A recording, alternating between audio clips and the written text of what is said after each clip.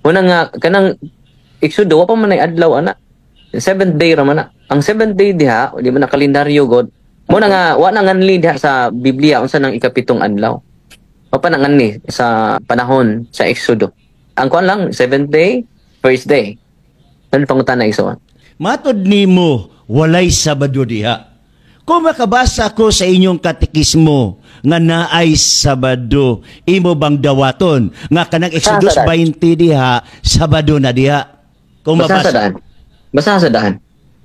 Kaya ako kasundan. Oh.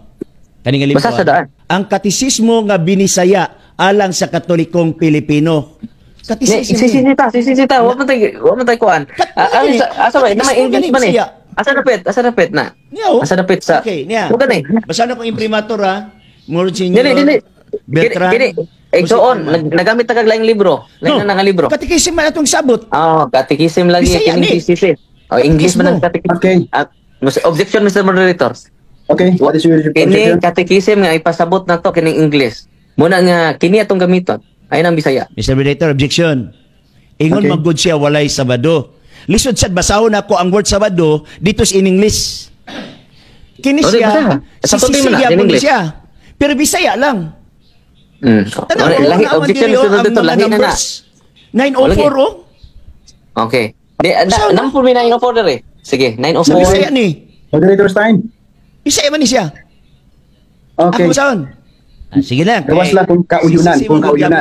Pero Bisaya lang. Oo. Since Mo kadi- kung binisaya nananas in English. Sige. Sige lang. Ako lang ang musunod lang Asa man ako. dapat sa English? For the 6 akong amigo. Sa 525, ang gisgutan diri sa chapter ang Sabbath na ay Lord's Day na ay Sunday. Nagingon diri sa ubos sa 525. Gikot niya ang CIC. The Conference of Bishops can abolish certain holidays of obligation or transfer them to Sunday. Pangutana, kining gitransfer ng Sunday, mao ba ni ang Saturday nga gitransfer ngadto sa Sunday? Atong basahon ang historically speaking, Saturday jud ang mga Hudyo. Si Kristo Hudyo man. Historically speaking, Hudyo man sila. So Saturday. Tinuod na nga ang mga Hudyo jud Saturday, mga Hudyo. Ya kita kay wa naman ta mo follow sa adlaw. Sunod nga pangutana, sa imong gistorya karon kay dito man mga Hudiyo. So akong nasabtan, imo nang giangkon nga Sabado kanang naa sa napulo ka sugo. Tama ba ko o dili? Wala ko maangkon. Basta ang gisugo sa Ginoo 7th day. Unya sa mga Hudyo ilang interpretation na Sabado. Pero sa Ginoo, why dimension siyang adlaw?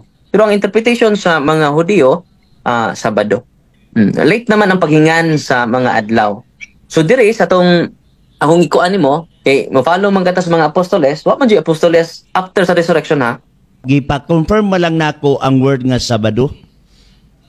Natubag na nako Mr. Moderator nga ang interpretation sa mga Hudyo Sabado. Okay. Nag-ingon man ka nga ang pagsabot sa mga Hudiyo ana Sabado.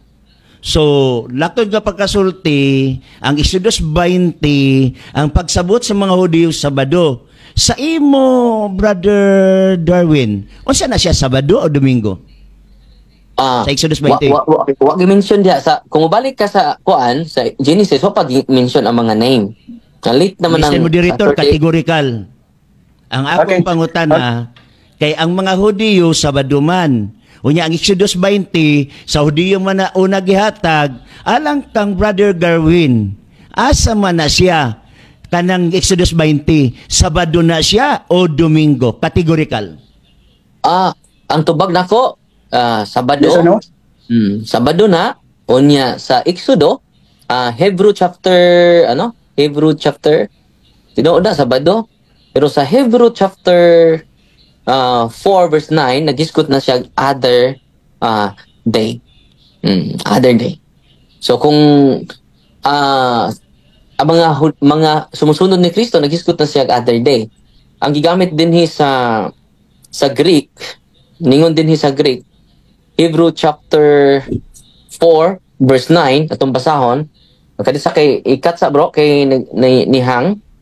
Hebrew chapter 4 verse 8. Ningon din ni sa original Greek. Naghang man. Okay, ningon din ni Ato lang ipang hinulom katapusan na siya nga pangutana kay wala na tayo Oh. oras no natong 30 minutos.